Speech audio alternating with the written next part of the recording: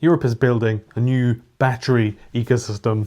I think what is happening is a sort of second wave of, from that first wave, which was pretty pitiful. And, you can talk about Northvolt if you want to. And I think it's very interesting because Europe seems to have realized that batteries are no longer just components inside of cars. And then, like a spare wheel, it's not insignificant. It's an incredibly big part of the future, actually. So they're becoming something much larger than what they first thought. They're becoming strategic. And I think Europe also now understands that it probably cannot compete with China in the same way that it had originally hoped about 5, 6, 7 years ago, something like that, around 2019, 2020, when there was a feeling in Europe that really it could simply just kind of build European CATL gigafactories, big places where they can build a lot of batteries, European BYD cars, things like that. And, if enough gigafactories were announced, Europe would naturally, maybe even organically, become competitive in battery manufacturing. I think it was a bit of a laissez-faire sort of attitude, but they realized that is not the case. That is really, really not the case at all. And perhaps battery manufacturing turned out to be much more difficult than politicians, had first assumed. And it is incredibly competitive. I mean, like I've said, a few times actually, CATL, the world's largest battery manufacturer, they have, 120,000 employees globally, 120. One of their research and development teams has 2,000 people in it, and 200 of them have a doctorate. So it's a big business. You can't just rock up with a few people in Antwerp and figure this out, really. So the Northvolt situation, probably the best example. Of course, there's another one in Poland, but we will just go with Northvolt. I'm not going to mention Donut Labs. I refuse to mention it. But Northvolt was meant to be Europe's flagship battery champion, really, kind of. And huge investment, political backing, major contracts with Volkswagen, BMW. I mean, serious contracts. Yet, despite all of that, scaling production proved impossible, really. Very, very difficult. And they started buying products from China to build batteries to sell to Europeans. It was kind of, it was all a bit odd, really. But I think they really did give it a good shot, to be honest. I know a lot about the story and the people who worked there. I think it exposed something really important. Battery manufacturing is not just engineering. It's manufacturing yield. It's the optimization of chemistry and all of the R&D that really just goes into it for years before, or maybe months or a year or two if you've got 120,000 staff. And there's supply chain integration, the energy pricing. How do you fuel it all in your massive factory? The logistics of it all. Of course, you can talk about Northvolt being placed up. I think was it actually in the Arctic Circle? Maybe it was. It was really in the middle of nowhere, but actually it was a tactical place to put the place though. Mineral refining as well. The process consistency, which sounds dull, but everything needs to be done 100% perfect every single time they do it. And this is a big deal. And the mineral refining and how you get things from one place to another, and software management and things like that. It's an incredibly complex procedure. It's kind of like, running a tax office or a hospital or something. It's just like an incredibly deep and complex thing to do. This is not like running an antique shop or something. This is very serious business, and I'm sure I only know a fifth of it. So a small defect rate in a battery, in battery production, can destroy profitability surprisingly quickly. I mean, in China, for example, they have to charge a buffer on every single battery they sell to cover the cost of the ones that fail. So the ones that fail, if they can reduce that to basically just about nothing by using, AI and robots and laser precision, that basically means they can charge you less, which gives them a competitive advantage on everything they sell to the world. So this is super, super, brilliant stuff from China, really. And I don't really feel like Northvolt figured that out yet. Meanwhile, China spent over a decade, well over 10, 15 years at least, building vertically integrated supply chains in China. If you think about the Belt and Road Initiative, which is mind-bending, it's an amazing thing. I'll put a picture on the screen now for you, which basically just gives you a snapshot of what that is. It's an incredible thing.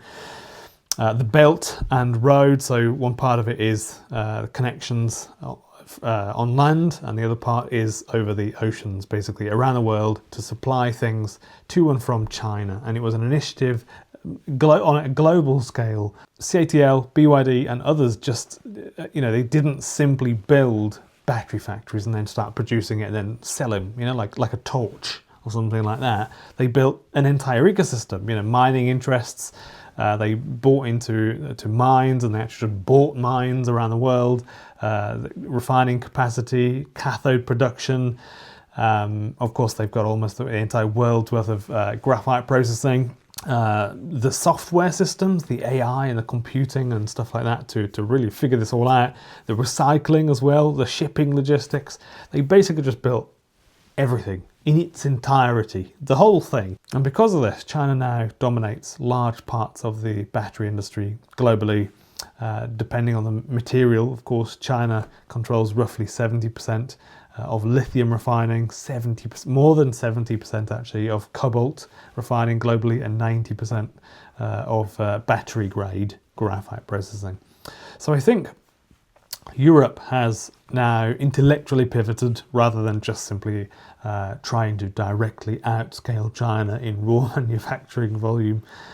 Europe seems to be, focusing on the layers around the battery industry instead, like the recycling, the end-of-life stuff as well.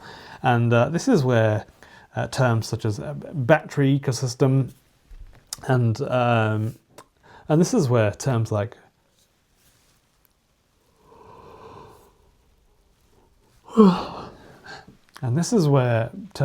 battery ecosystem become incredibly important. Europe is increasingly investing in recycling, second life battery storage, battery passports, of course. Now all batteries have to have a battery passport if they're bigger than an e-bike battery, practically speaking. Carbon tracing, industrial software, energy management systems, AI-driven grid balancing, recycled material recovery.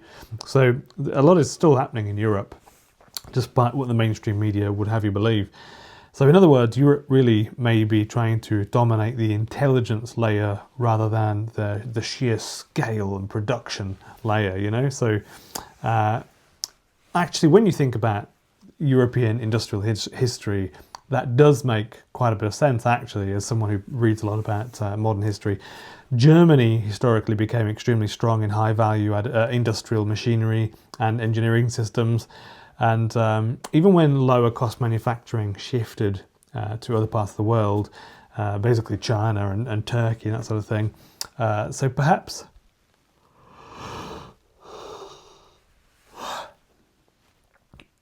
Germany historically became extremely strong in high-value industrial machinery and engineering systems, even when lower cost manufacturing shifted elsewhere, like Turkey and China. So perhaps Europe's comparative advantage was never going to be ultra cheap battery production at Chinese scale. Perhaps its strengths lie more in precision systems or regulation heavy industries. Of course, that would be in Europe, of course, very regulation heavy, sustainability standards and industrial software, and generally, in short, the recycling of the batteries once they're in the network. How do we reuse them, build them into something good again? So battery passports are a very good example. Europe is essentially trying to create traceable batteries with digital identities, material origins, carbon intensity, recycling history, chemistry data, and usage history, so that they can see really everything that the battery's done, how many times it's been pushed really hard and overheated and things like that. So that's not just environmental regulation, it's industrial architecture. I spent a lot of time reading about this industrial architecture. I think it's a fascinating thing, especially within Europe, because of course it's a very big place, 750 or so million people. And yeah, recycling may become even more important than a lot of people think long term. I suspect so, because eventually millions of EV batteries will reach end of life. And at that point, old batteries effectively become urban mines, which is an interesting concept, isn't it? So Europe understands it lacks vast domestic lithium reserves compared with Australia or South America. So recovering materials locally becomes strategically important. So this entire discussion increasingly resembles earlier energy transitions, and countries have eventually realized oil infrastructure mattered geopolitically.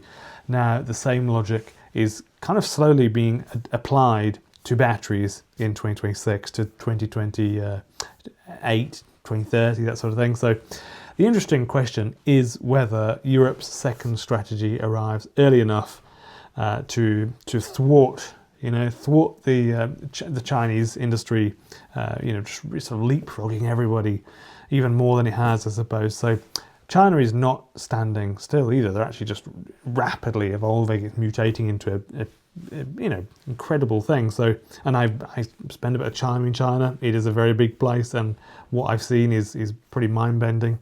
Factories building vehicles and all sorts of things that run in darkness throughout the night, every day, with almost no staff, just security and that sort of stuff. It's crazy, really. You should YouTube that, honestly. It's a fascinating thing. China's not standing still, of course. China is also advancing rapidly in recycling, sodium-ion batteries, grid storage and software integration, and Europe may not really be competing against China's present position. It may already be competing against where China will be in 5 years from now. I suspect European policymakers understand that more than they ever have, I think. So what are your thoughts on this? I'm really interested to know what people are thinking about this. Feel free to have at it in the comments. I think there's probably 4 or 5 areas I can think of where we could take this discussion in the comments, but just you're welcome to say anything in the comments. I read the comments and it's pretty interesting. So almost always, 99% of the time, and but almost no silly comments on my videos. So that's good. Thank you for that. That's really interesting. Thank you to these people who are the channel members. I really appreciate that you chuck $1 or $2 every month, so thank you very much. And I hope you've enjoyed the new videos I've put out for members only. I've been trying a little extra to produce a little extra stuff for you because it's interesting. So thank you very much. My name is Ben Alexander if you're new to the channel, and you're very welcome to subscribe.